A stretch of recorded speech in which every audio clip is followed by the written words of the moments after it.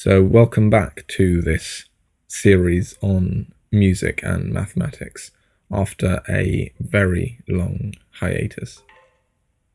I've decided to do these videos as just an audio recording rather than filming myself, as hopefully this means that I'll be getting these videos out a lot quicker, as the note-taking side of getting these videos ready has never really taken me too long, but the filming has always added a lot of logistical issues to this that tend to drag things out a lot. In fact, I even filmed a version of this video several months back and ended up scrapping the whole thing because I was unhappy with the result. But anyway, in the last video, we looked at Pythagorean tuning. This was the system of tuning that was dominant during the Middle Ages. We saw how it developed and the ways in which it was intimately tied to the cosmology, the theology, the astronomy, and the natural philosophy of the Middle Ages. During the Renaissance, the Baroque, and then ultimately the Classical period, composers were straining more and more at the limits of what the Pythagorean system of tuning allowed them to do, specifically in terms of harmonic composition. Now, the reason for this is that within Pythagorean tuning, in order to preserve the harmonic ratios, each of the scales is tuned slightly differently. Now, this means that when moving between keys, this can sometimes create a jarring effect, or some notes will sound particularly out of tune. So, over this period of time, a number of music theorists and composers developed and attempted a whole different variety of systems of musical intonation, sometimes even going as far as developing scales with 19 and 33 different intervals. All kinds of different solutions were attempted. Ultimately, the system of tuning that superseded Pythagorean tuning is a system known as equal temperament, and this is the system to which contemporary pianos and contemporary instruments are tuned to, as an example. Now, historically, the first person who we have recorded as having found the mathematical solution to equal temperament is a Chinese prince of the Ming dynasty called Zhu Zaiyu. He was a descendant of the fourth emperor of the Ming dynasty, and his solution to the problem of equal temperament is dated to 1584.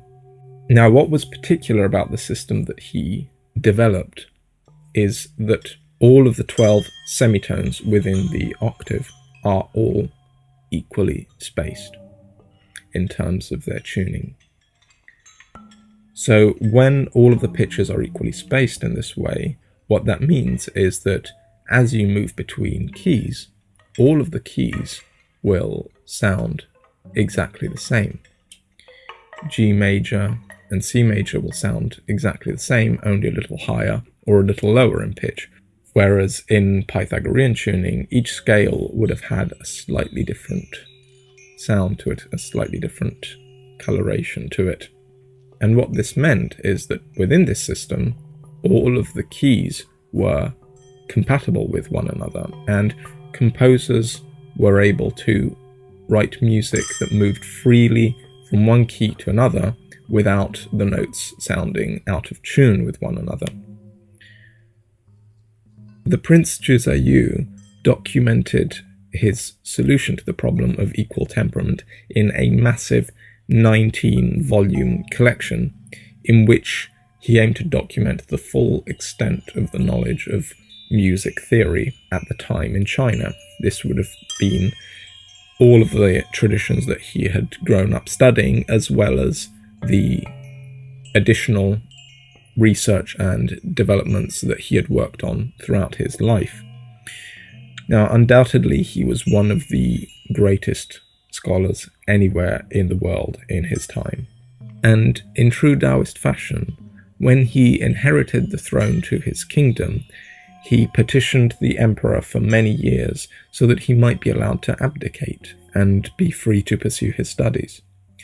When his request was granted, he retreated to a private life of study and contemplation. His biographers tell us of how, when he was in his teens, his father was wrongfully accused and imprisoned for almost 2 decades and stripped of rank by the emperor. He was accused of being a traitor, it seems, largely because there were fears that he might have a potential claim to the imperial throne. Now, in protest to this, Zhu Zaiyu left the house he grew up in. He gave up the sumptuous lifestyle of the court and built himself a mud hut outside the confines of the palace walls, and began studying the subjects that his father had been researching at the time of his imprisonment: mathematics, astronomy, the science of calendars, and, of course, music theory. And again, we see in Chinese culture, as we saw with the Pythagoreans, a close link between the study of music and the study of cosmology. Music theory in its most elevated forms was studied as a geometry, as a science, in the same way that astronomy was, as a way to understand the underlying order of the cosmos. And it was, in fact, this perspective that Zhu Zaiyu was most interested in. He was not developing equal temperament in the first as a system for tuning instruments for performed music in the way that we would think of now. In fact, his system of tuning didn't become commonplace in China until many centuries later. He was primarily interested in the use of music in rituals and astronomy and the legalistic cosmological side of music theory. In fact, the more melodic tradition of Chinese music, many classical musics such as Chinese and Indian classical music, compared with Western classical music, are much more subtly developed in terms of their melodic aspect, and their primary focus is melodic, whereas Western classical music has a much heavier focus on harmonic composition. And so the melodic style of Chinese music meant that it was particularly well suited to the intervals of the Pythagorean kind that we discussed in the last video, whereas it was the Western style with its heavy harmonic approach that required a system in which all the tones were equally spaced, making all of the different scales compatible with each other. Naturally, these are generalizations of very large-scale cultural trends, so there's a number of examples that one can point to as exceptions to these trends, particularly in modernity. However, it is the case that, as a general rule, the increasing complexity and audacity of the harmonic style of composition in the West was achieved by sacrificing a certain amount of complexity in the melodic aspect, and vice versa, musical traditions that have an incredibly subtle and sophisticated melodic tradition of the kind that far outdoes almost anything that the West has produced in the last centuries in terms of melodic complexity, tend to have a more simplified harmonic approach, or sometimes maintain a drone or a pedal over which the melodic inventions of the soloist can develop. Obviously, again, these are generalizations, so the best advice that I can give is just listen to as much music as you can. Try and familiarize yourself and immerse yourself in these traditions, and you will start to acquire a more internal understanding of what the distinctive character of each tradition is and what it is that each excels at, what is being aimed at. Better understanding what it is that the musicians within each tradition are trying to achieve. For example, a opera singer is clearly trying to do something very different with their voice than a throat singer, for example. And each achieves a pinnacle of beauty and expertise in the direction that they are aiming for. And when you can see, or better, hear what it is that they are striving for, that gives you a much better chance at understanding those musicians and those traditions. And the most important tool that you have for this are your ears. Forget about everything else. Perhaps you close your eyes and you really try and listen to what it is that these musicians are doing. So to understand the reasons for Zhu Zaiyu's interest in developing the system of tuning and the cultural and ritualistic significance that it would have had, we need to take a step back a second and try and get a slightly more expanded view of Chinese culture. Now, this is very difficult to do with any culture, and even more so with Chinese culture, due to the vastness of its extension, both in space and time. Unpicking different elements can be virtually impossible, and in many ways to do so would be artificial anyway, and contrary to the nature of what we will be discussing. The different aspects or facets of Chinese culture that have commonly been designated Taoism, Confucianism, legalism, and Mohism all represent in their own way a search for balance, despite in some cases reaching almost opposite conclusions or practices, and all of them played a part to a greater or lesser extent in shaping the stories we will be talking about. So I will be largely limiting myself to those features that are most relevant to the topics we're discussing here. Now, the first thing to be noted about Chinese culture truly is the sense of the timescales that we're talking about and of its continuity. There are aspects of Chinese culture still alive today that date back almost 4,000 years. Some early examples of potential proto-scripts, which scholars are still debating whether they are ancestors to the Chinese classical scripts or whether it's a separate tradition, but some of these may date back to almost 8,000 or 9,000 years ago. We're talking about an incredibly sophisticated, complex, subtle, and resilient culture. As an example, when the Mongols invaded China in the 13th century, they were not able to undo Chinese culture. In fact, within a century or so, it was the Mongols themselves who were undone by Chinese culture. The Chinese scholarly functionaries that the Mongols relied on so heavily to run the empire ultimately crippled Mongol influence, and their rule was overthrown within a few generations.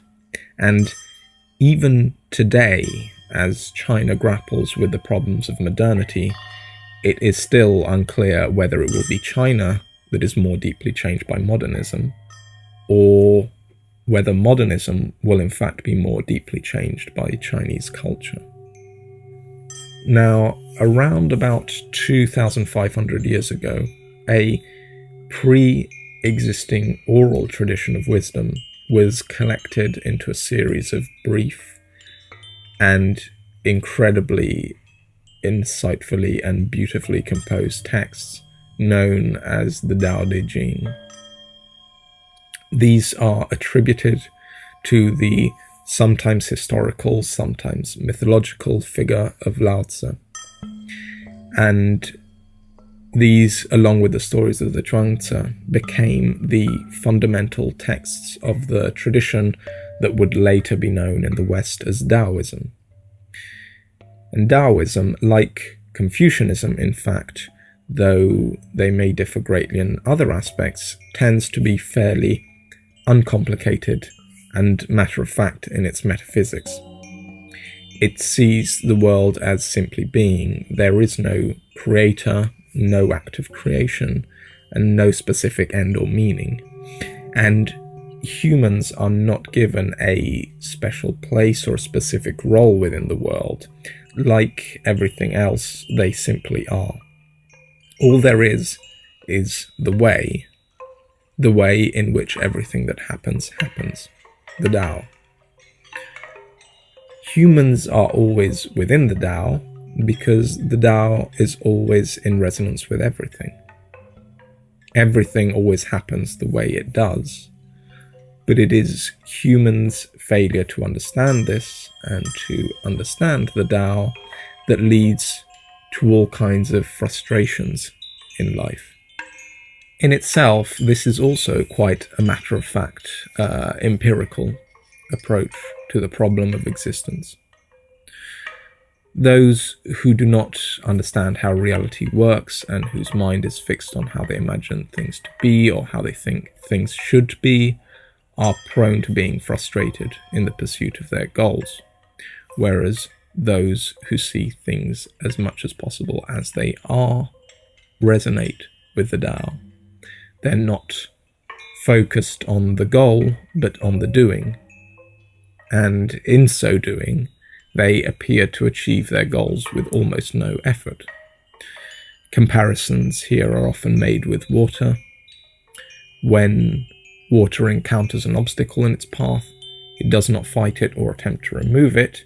It carries on its path by flowing around it, above it, under it, and in time the obstacle will be eroded anyway. Now, like many other traditions around the world in India, Persia, and Greece at the time, the Chinese became greatly interested in the study of musical intonation as a means of understanding and measuring the world. Just as the Pythagoreans believed that earthly music was a reflection of the forms of the cosmos, and that we could map the heavens by using harmonic intervals to measure the movements of celestial bodies, in the Huai Nan, a Chinese text which dates roughly from the middle of the 2nd century BC, we also find the belief that music is a manifestation of something much deeper that points to an underlying cosmic order.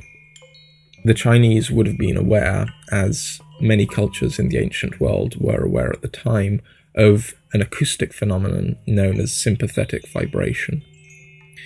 As an example, this phenomenon can be observed when two strings that are tuned to the same fundamental note are placed next to each other. Now, if you pluck one of the strings, the other string will also respond by vibrating. This is because the air that is being moved by the first string that is plucked is vibrating at the same speed at which the string will most naturally also vibrate. And so this sets up a second resonance in the second string. This effect, in fact, is used in some resonating instruments, for example, most sort of famously and typically in Indian classical music. Instruments such as the sitar, the sarod, and the sarangi all use a double set of strings. So the first set of strings is played directly by the musician. The second set of strings, by and large, is not played directly. It is placed underneath the first set of strings, and it is tuned so as to respond by vibrating sympathetically with the notes being played by the performer. And this creates a certain resonating, droning quality to the sound, one which is very typical of a number of traditions within Indian classical music. And in the Huai Nan text, in this Chinese text, this phenomenon of sympathetic vibration is said to demonstrate the hidden connections that unite all of the infinite forms in which the universe manifests, the 10,000 things of the world that are all one in the Tao. In fact, the text goes on to describe a deeper form of music, a tone which does not simply cause one string of a lute to vibrate sympathetically with it, but that causes all of the strings of the lute to vibrate. Now, this vibration is the Tao, which is in consonance with all things, and all things are in consonance with the Tao. The opening fragment of the Daodejing will help us to delve a little bit further into this. The translation I'll be reading from here is the Stephen Addiss, Stanley, Lombardo and Burton Watson translation of the Daodejing. For anyone who might be interested in looking a bit more deeply into these things, I would suggest getting your hands on a number of different translations. This one here personally is by far my favorite. As a rule, any translations that Burton Watson has a hand in are incredibly insightful and well written. In fact, his translation of the complete works of the Zhuangzi are also my favorite translations of that particular text. The one thing, though, that I can say about this translation is that because it's trying to be close to the original text, it's not necessarily the easiest to interpret for someone who is new to some of these topics, because it requires you to truly go into the text so as to understand it. So as an example, in the video I will put side by side this translation with another translation, which is the Jane English and Giafu Feng translation, and you might be able to see how these two texts are quite different. And in fact, when I was studying these texts initially, this is one of the things that I did. I actually read both of these versions side by side, and it was an incredibly rewarding experience. So here it is. Tao called Tao is not Tao. Names can name no lasting name. Nameless, the origin of heaven and earth, naming the mother of 10,000 things. Empty of desire, perceive mystery. Filled with desire, perceive manifestations. These have the same source, but different names. Call them both deep. Deep and again deep. The gateway to all mystery. It's beautiful. Where was I? So, let's get back to where we were. So, there's a lot that we could say even just about these few lines of text. In fact, we could do an entire hour-long video just on these few lines. Although, on the other hand, Lao Tzu also tells us that those who know don't speak, and those who speak don't know. So, what do I know? So, for now, it's sufficient that we just take the first line of the text. Tao, which is called Tao, is not Tao. In other words, the Tao that can be described is not the eternal Tao, because it is beyond words. Equally, in the Huai Nan text, the original vibration described, this deeper sound, this more mysterious sound, is not a sound that can be played. Any tone that is played is simply a manifestation in that specific moment of this deeper, mysterious sound, the vibration that moves all things. Now, almost 2 millennia after this, the young prince Zhu Zaiyu was trying to observe, by way of empirical experiments, the different aspects of the movements of those primal forces that were thought to shape reality. He was studying, as we have said, mathematics, astronomy, the science of calendars, and music theory. These were intertwined, and his work represents the culmination of a tradition that is known variously as the observation of the ether, or awaiting the emanations, and a number of other names. This consisted in placing 12 bamboo pipes into the ground within a sealed observation chamber. The pipes would all project upwards at a uniform height, but they were buried into the ground by different lengths, starting with the longest one, which would be buried the deepest, and ending with the shortest, thus completing the octave cycle. This cycle was correlated with the yearly cycle of the 12 months and a number of other system of measurements in use for lengths, volumes, and weights. Ashes were placed in these bamboo pipes, and it was believed that over the course of the yearly cycle, different aspects of the forces that shape the world would manifest. In fact, each month within the Chinese calendar was not only associated with a musical tone, but colours, rituals, and so on. And just as different strings will resonate sympathetically with different frequencies, it was believed that the different pipes, each of the appropriate length, would resonate with each different aspect as it emerged over the course of the yearly cycle, so that the pipe buried deepest would sound first, and then as the forces moved it would reach the second, third, fourth, and so on. This would disturb the ashes inside the pipe, and it would cause them to be blown out of the pipe. And this was the reason why these pipes were placed in an enclosed chamber, so as to avoid the risk of the ashes being accidentally disturbed by a gust of wind and thus giving a false result. Now, a correct performance of the ritual, which would culminate in a successful observation of the phenomenon of the emanations, of this blowing of the ash out of the pipes, was considered a means by which to calculate the correct frequency of the Huangzong tone. Now, this tone was the basis for systems of measurements, lengths and volumes and so on. For example, you could produce standardized measurements even of consumables such as rice or millet seeds by filling a Huangzong pipe or a Huangzong bell that had been tuned to the correct frequency.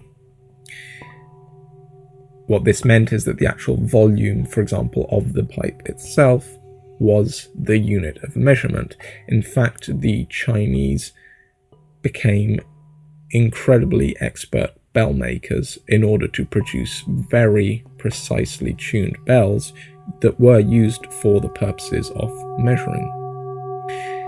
And in fact, the entire dynastic history of China is tied up with the idea that understanding the balance of musical harmony and the correct tuning of pitches was a means by which to understand and achieve harmony and balance in all things.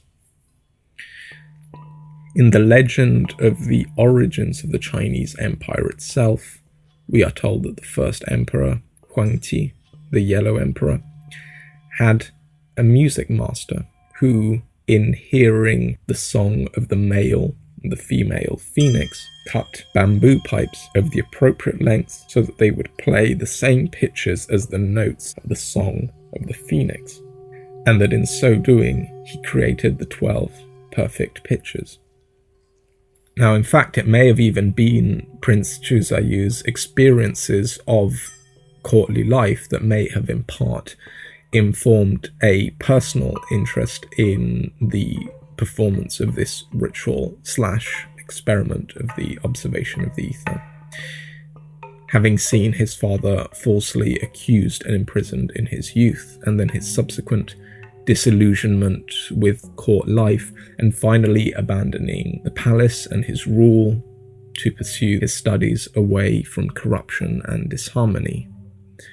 Now, because of the centrality of musical tuning on both a mythological and also historical level, it was often believed that the corruption and downfall of previous dynasties had been due to an error in the tuning of the instruments used in ritual music. Zhu Zaiyu's work urged reform in music and astronomy. In hoping to recover the tones and rituals of antiquity, he hoped to once again harmonize the earthly with the heavenly, and thus restoring harmony to the life of the palace itself. And the key to this was the correct performance of the ritual of the ether. He developed 12-tone equal temperament so as to perform this ritual more precisely and by means of a system in which all the tones were equally spaced and in perfect balance. Now, the mathematics he used to develop the solution of equal temperament is incredibly sophisticated and almost baroque. It took him years to develop the mathematical solution and build the pipes, the instruments necessary to accurately conduct the experiments. Now, the reason why this was such a difficult mathematical problem for the ancient world to solve is that the frequencies of musical tones grow at an exponential rate. They double with each octave. Today, we would describe this type of mathematical function in terms of logarithms. But Zhu Zaiyu's work predates the work of John Napier, who developed the mathematics of logarithms, by several decades, and he was performing these calculations without the use of logarithms.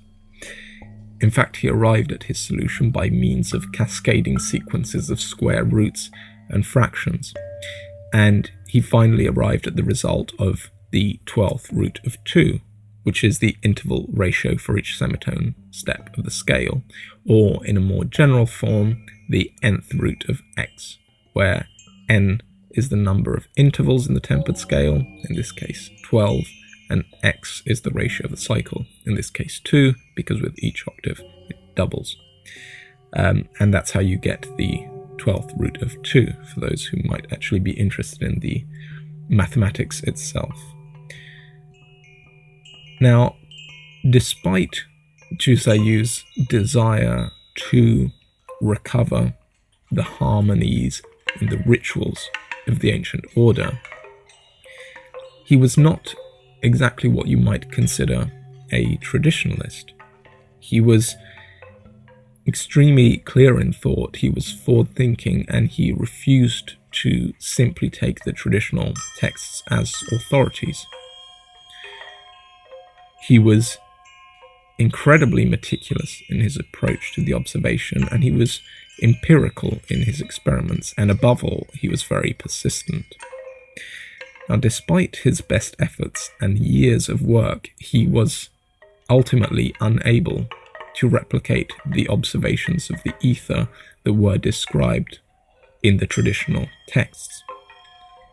And he concluded that the documented cases from centuries past must have either been made up fundamentally, or possibly embellished stories, or maybe even the work of what we might now describe as con artists. And he concluded that the observation of the ether was not, in fact, a reliable method for finding the intonation of the Huangzong pipe. In fact, he criticized the faith that the Confucian scholars had in the traditional literature, and the way in which they would refer to it as proof that such observations had successfully been conducted in the past. He said that it is easier to draw gods and phantoms than it is to draw dogs and horses. And that is because there is no way of verifying if the drawings of the gods and the phantoms are accurate.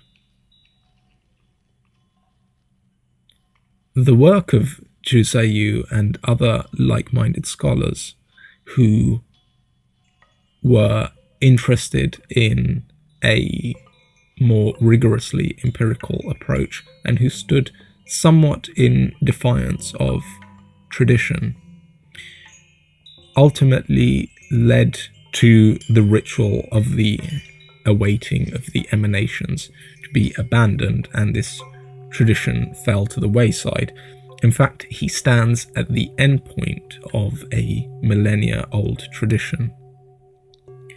And yet, on the other hand, the system of tuning that he developed in the course of his research would go on to be adopted and developed by Western composers and theoreticians in the coming centuries, and it would underpin not only an explosion in harmonic composition that would become the hallmark of what we call classical music, but also that would come to underpin the way we think of music and the way in which much contemporary music is written and performed, and the way we go about making and developing instruments and tools for the making of music.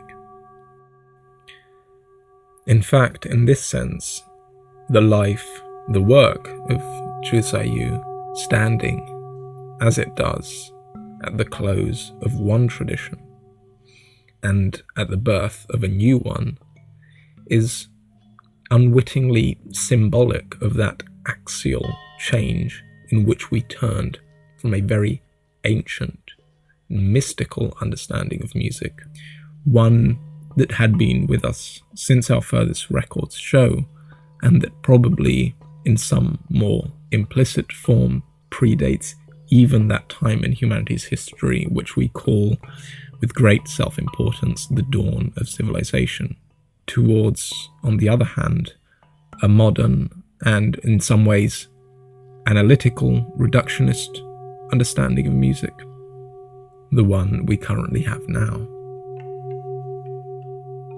And as John Stuart Mill said in his famous essay on liberty, when an existing truth is replaced by a new one,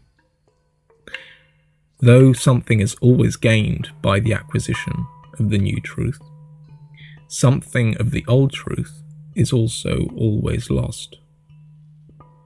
And of this we will talk more in our next video in the series.